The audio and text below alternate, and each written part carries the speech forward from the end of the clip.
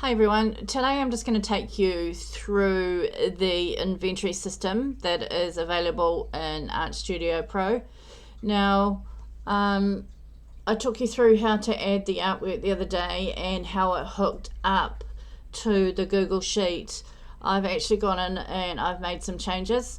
So this is just briefly what is in here in case you didn't see the other video. So these are all the categories, and it does pay to fill them all out because this system will also write your labels. So if you don't fill in things like artist name, you will have no name on your label. But anyway, that being said, so this is what feeds the system, and when we click save, it will sync, and what happens is it goes into this sheet on the Google Sheet. Now what this does is this sheet, this tab here, is just a basic inventory, and from that basic inventory it has filled everything in here. So you can see I obviously did not fill an exhibition. Never mind. I can go back and do it and it will auto-populate, I think. Doesn't sound very confident, does it? I will obviously need to check my memory out on that one. Okay, so I will say that generally every cell in this document is pretty much set to not edit. And I've done that on purpose. It's because there's a formula in there which feeds through to other sheets and auto updates, so you don't need to change it. There are cells which you can change. You can manually change in here the product if it's available or not, and this will also feed through to sheets like this, your art piece product, your ledger. So here we have your art piece, and this is just a very simple sheet that will help you work out your basic costs. So here, and this is all automatically fed. You don't need to do anything apart from tick these boxes, which tells you roughly, it tells you what products you're using. I've entered a canvas base size, and we've got a base area over here, so that roughly works out how much product you're using. Obviously if you're using excessive amounts, well, not excessive amounts, but you know what I mean, you're using a lot of certain products, the variable is going to be different. It's not going to be perfect for everybody. That's more or less impossible for me to set up. So we've also got a very basic price of your canvas and your frame if you want one to match. I've set in a packaging cost. I have not set in a freight cost. This is one of the manual columns which you need to actually add in a cost if you need to.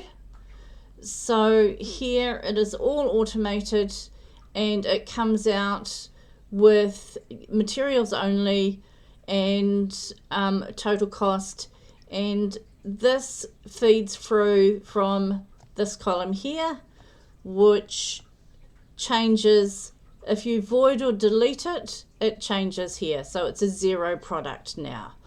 Okay, so you're thinking, where am I getting my prices from?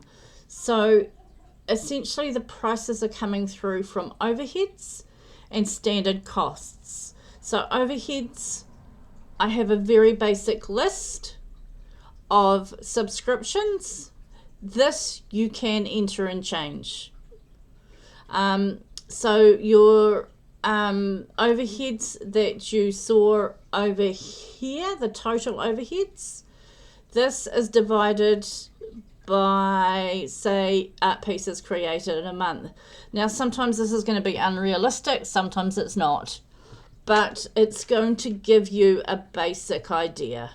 So from your art piece project. I've forgotten something. Your standard costs.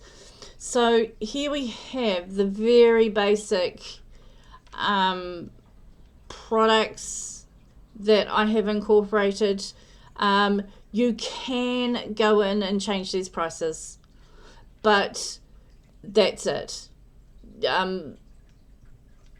If you want anything else done, please let me know, because once you've created the sheet for yourself, given some restraint, I do not mind updating things for you if you don't want to, or you're worried about breaking the system. Okay, so with that being said, we'll go back to Ledger, and what this Ledger does is it automatically pulls in everything.